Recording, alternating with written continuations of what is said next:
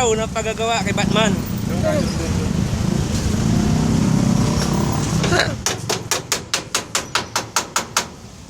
First day ng pag-repair kay Batman.